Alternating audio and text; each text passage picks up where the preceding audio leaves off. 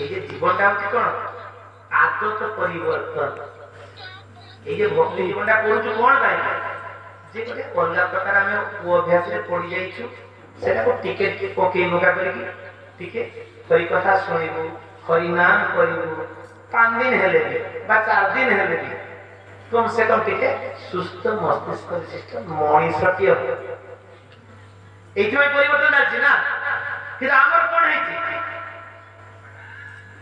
ପୁଣି କୁକୁର ନାଗୁଡ ଯାହା ସେ କିନ୍ତୁ ସେତିକି ସମୟ ତ କମ ସେ କମ ଶୁଣିବୁ ନା। କିନ୍ତୁ ଆଦତ କଣ ପରିବର୍ତ୍ତନ ହବ? ଆମର ଆଗରୁ ଥରେ କହିଥିଲି, ଦିଟା ଥରେ କହିଛି ମାନେ ସ୍ୱଭାବକୁ ଲଙ୍ଘି ଯିବା ଅତୀବ ଦୁଷ୍କର।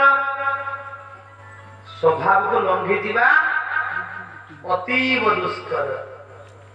କୁକୁରକୁ କର ଯଦି ରାଜ ଅଧୀଶ୍ୱର।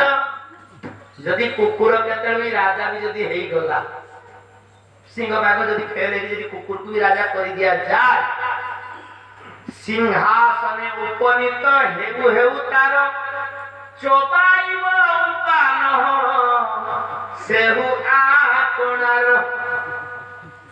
ତାର ଅଭ୍ୟାସ ଯୋଉଠି ଗଲେ କଣ କୀର୍ତ୍ତନ ମଣ୍ଡପକୁ ଯାଇକି କାଜୁଟା କେମିତି